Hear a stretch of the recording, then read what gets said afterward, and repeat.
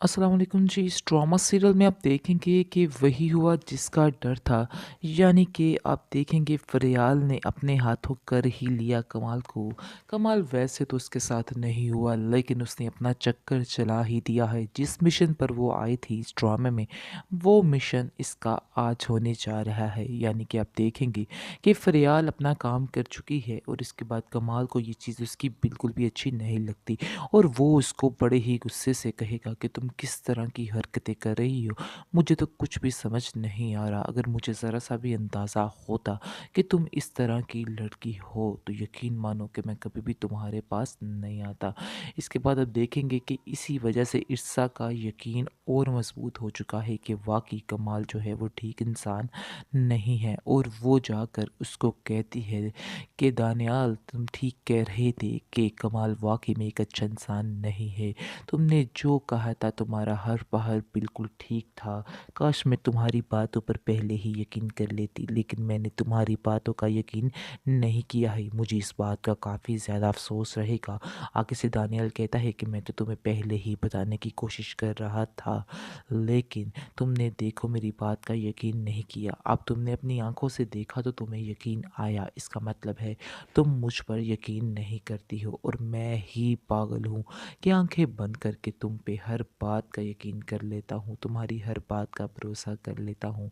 मैं वाकई में तुम्हें बहुत ज़्यादा पसंद करता हूँ और तुम्हें खुश रखूँगा, क्योंकि ईर्षा ने जैसा कि अपनी आंखों से कमाल को देख लिया है, जिसकी वजह से उसका हौसला और बुलंद हो चुका है और अब वो दानियाल को जवाब देने में ज़रा सी भी देरी नहीं करेगी, ज़रा सा वक्त कि नहीं किरसा समझ लगेगा। रही है कि वो बहुत ही अच्छा लड़का है, जिसकी वजह से वो उसके और ज़्यादा करीब आती जाएगी और उससे बातचीत का सिलसिला इसी तरह से शुरू हो जाएगा। इसके बाद आप देखेंगे पहले तो बात दोस्ती तक ही रहेगी, यानी कि वो उसको कहेगा कि मुझे आपसे मिलकर काफ़ी ज़्यादा अच्छा लगा है।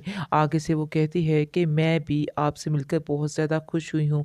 दोनों की काफ़ी देर बातचीत चलती रहती है, क्योंकि उनकी पहले तो अचानक से मुलाकात होती है, लेकिन फिर दोबारा से जैसे ही उनकी मुलाकात होती है तो उनकी आपस में गहरी दोस्ती हो जाती है। इस चीज़ का कमाल को तो ख़ैर बिल्कुल भी नहीं पता, लेकिन आप देखेंगे कि ईर्षा जो है काफ़ी दिनों से कुछ खामोश-खामोश रहने लग कमाल ईर्षा से कहेगा कि आखिर अब तुम्हें क्या परेशानी है? अब तुम परेशान क्यों हो?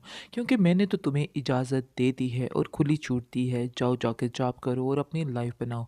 फिर आखिर इसमें टेंशन वाली बात क्या है? इस पर वो कहती है कि मुझे ऐसा नहीं लगता है कि आप किसी भी बात पर एक जगह ठहर जाएँगे, यानी कि आपका फ़ैसला किसी भी वक़्त बदल सकता है, क्योंकि मैं जानती हूँ कि आप आइज़ल से बहुत ज़्यादा प्यार करते हैं, जिसकी वजह से आप जब भी उस वो कुछ कहेगी तो आप आंखें बंद करके फिर से उसकी बात पर यकीन कर लेंगे। इसके बाद कमाल उसको कहता है कि तुम्हें बार-बार पुरानी बातों को दोहराने की क्या ज़रूरत पड़ जाती है? मैंने तुमसे कहा ना कि मैंने तुमसे यकीन कर लिया और तुम्हें हर चीज़ की परमिशन देता हूँ, तो फिर आखिर पुरानी बातों को बार-बार अंदर तुम क्यों लेकर आ रही हो? जिस पर ईर्षा खामोश हो जाती है और कहती है कि आप मुझे इस बात पर वादा कर सकते हैं कि आइंदा से कभी भी, यानी कि आने वाली ज़िंदगी में कभी भी आप मुझ पर शक नहीं करेंगे। इस पर कमाल कहता है कि तुम बेफ़िक्र हो जाओ, ऐसा कभी भी नहीं होगा। दरअसल दनियाल को समझ आ चुकी है कि ईर्षा की कमाल के साथ नहीं बनती है और उन दोनों की आपस में बिल्कुल भी अंडरस्टैंडिंग नहीं है, क्योंकि अब कमाल काफ़ी ज़्यादा कोशिश करता है और फ़ोन पर भी उससे बातचीत करने की कोशिश करता है, लेकिन ईर्षा हमेशा बात बात पर उसको टाल देती है और कहती है कि मैं बहुत मसरूफ़ हूँ, मैं आपसे बात नहीं कर सकती हूँ। लेकिन वो बहुत ज़्यादा खुश होती है दानियाल के साथ और काफ़ी देर बातें और गप्पे लगाती रहती है। इसके बाद आप देखेंगे कि कमाल कहता है क्या तुम मुझे मिलवाओगी नहीं दानियाल से? तो आगे से वो कहेगी कि हाँ, मैं आपको ज़रूर एक दिन मिलाऊँगी। लेकिन अचानक ही उनकी मुलाकात हो जाती है, जिसकी वजह से वो दानियाल को देखकर एकदम से चौंक सा जाता है, क्योंकि जैसे ही वो ईर्षा और दानियाल को देखता है कि वो दोनों आपस में काफ़ी ज़्यादा खुश हैं और काफ़ी ज़्यादा बेतकल्लफ़ाना अंदाज़ में बातें कर रहे हैं, जिसकी वजह से देखकर कमाल काफ़ी ज़्यादा हर्ट होता है। लेकिन वो किसी से कुछ भी नहीं कहता है। जैसे ही वो घर आता है मज़ीद परेशान रहता है और इसके बाद आप देखेंगे कि वो दिल ही दिल में सोचता है कि हकीकत तो यही है कि मुझे सब लोगों ने समझाया, सब लोगों ने ये कहा कि तुम्हारा और रिश्ता का कोई भी जोड़ नहीं है, लेकिन मैंने कहा नहीं, ये सिर्फ़ और सिर्फ़ किस्मत का लिखा है, इसमें कोई भी बात नहीं है। इर्सा मेरे साथ बहुत ज़्यादा खुश है, लेकिन मुझे आज इस चीज़ का अंदाज़ा हो चुका है कि इर्सा मेरे साथ खुश नहीं है, बल्कि वो एक मजबूरी के तहत ये रिश्ता निभा रही है। आज मुझे इस चीज़ का अंदाज़ा हो रहा है। उसने कभी कहा तो नहीं, लेकिन मुझे ऐसा लगता है कि जैसे वो अब मुझसे छुटकारा चाहती है।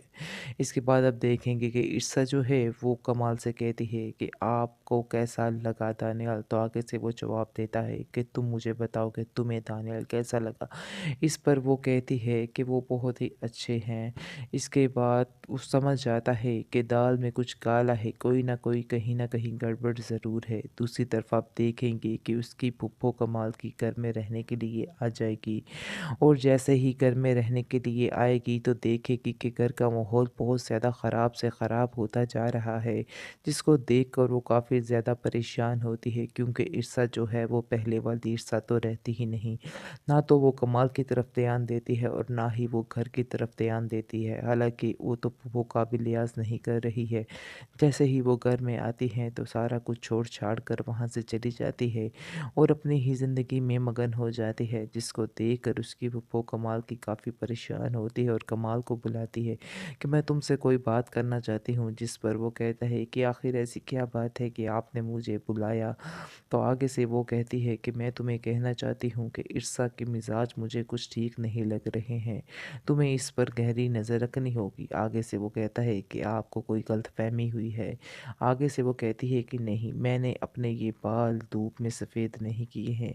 इसलिए बेहतर यही है कि मेरी बात मानो और इसकी बाहर की जो आज़ादियाँ हैं उसको फ़ौरन से बंद कर दो, वरना तुम एक दिन आएगा बहुत ज़्यादा पछताओगे। जिस पर कमाल कहता है कि नहीं, नहीं, आप बिल्कुल गलत सोच रही हैं, ऐसी तो कोई बात नहीं।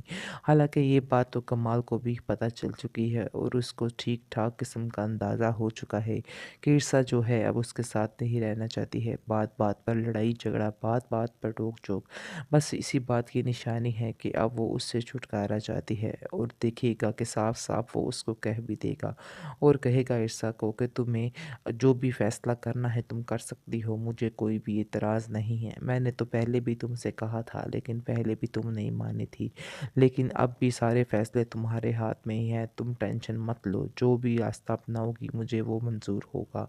आगे शीर्षा कहती है कि मैं कुछ वक़्त चाहती हूँ और मैं वैसे भी तुम्हारे साथ नहीं रहना चाहती, लेकिन मुझे कुछ थोड़ा-सा वक़्त दो, ताकि कुछ वक़्त के बाद मैं सारा कुछ हैंडल कर सकूँ और तुम्हें छोड़ने पर भी आमादा हो सकूँ। जिस पर कमाल खामोश हो जाता है, क्योंकि कमाल वाक़ई में उससे बहुत ज़्यादा प्यार करने लग जाता है, जो छोड़ना बहुत मुश्किल लग रहा है।